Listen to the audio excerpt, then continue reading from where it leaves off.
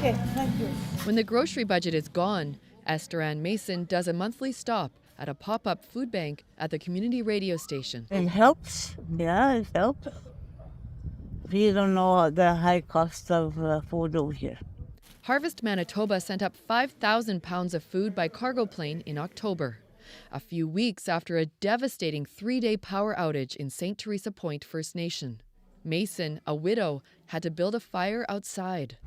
I had like 7 grandchildren, and I had a 2-month-old baby in the power outage, but I managed to keep her warm and her formula warm. But what she couldn't save was the food. She lost everything in her freezer, a meat pack bought in Winnipeg.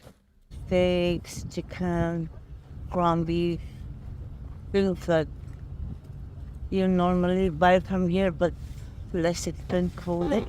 These food banks will go to all 4 Island Lake communities, the result of a partnership between the Island Lake Tribal Council and Harvest Manitoba, an initiative Clarence Mason helped bring about. He also lost a freezer of moose meat. The food that they sent is healthy foods and something to alleviate the groceries with 4 people.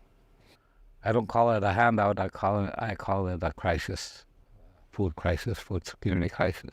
A crisis made worse by the prices at the Northern store, the only option in the area. I think they're way too high because sometimes families can really afford things for their families, and sometimes it's really hard. Almost everything that you'd find in the Northern store is more expensive than what you get down south.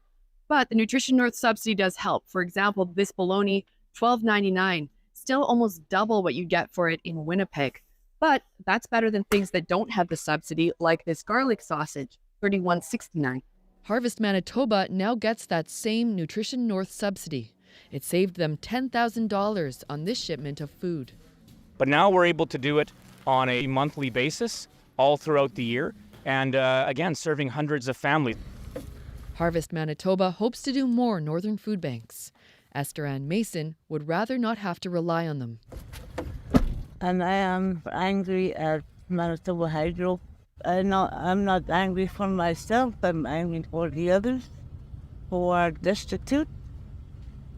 I'm sure they harvested lots of berries, harvested wild